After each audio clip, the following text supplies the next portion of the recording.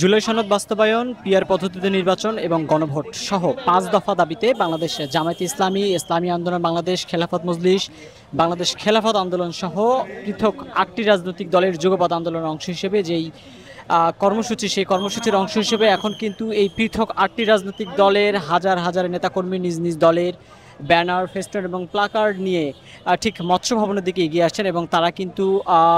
প্রধান উপদেষ্টা যে সরকারি বাসভবন যমুনা, সেই যমুনার অভিমুখে রওনা করেছে এবং আপনারা দেখতে পাচ্ছেন যে ঠিক এই মিছিলের সামনে কিন্তু আইন শৃঙ্খলা রক্ষাকারী বাহিনীর বিপুল সংখ্যক সদস্য, তারা কিন্তু পুলিশি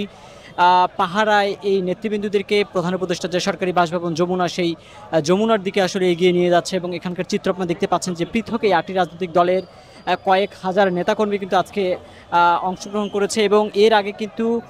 আমরা দেখেছি যে গত ৩রা নভেম্বর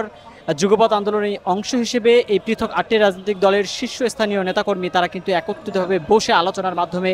এক কর্মসূচি ঘোষণা করে এবং সেই কর্মসূচির অংশ হিসেবে এখন আপনারা দেখতে পাচ্ছেন যে জামায়াতে ইসলামী সহ ৮টি রাজনৈতিক দলের কয়েক হাজার নেতাকর্মী তারা কিন্তু মিছিল নিয়ে প্রধান উপদেষ্টার বাসভবন যমুনার দিকে এগিয়ে যাচ্ছে। মূলত তারা জুলাই সনদ বাস্তবায়ন এবং পিআর পদ্ধতিতে নির্বাচন সহ চলতি নভেম্বর মাসেই যে গণভোট, সেই গণভোটের দাবি সহ পৃথক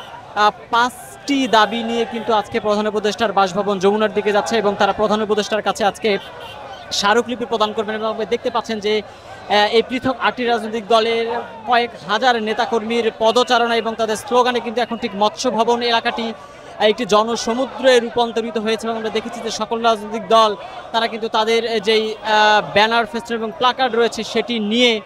তারা এগিয়ে যাচ্ছে এবং এখনকার চিত্র নিশ্চয় আপনারা দেখতে পাচ্ছেন।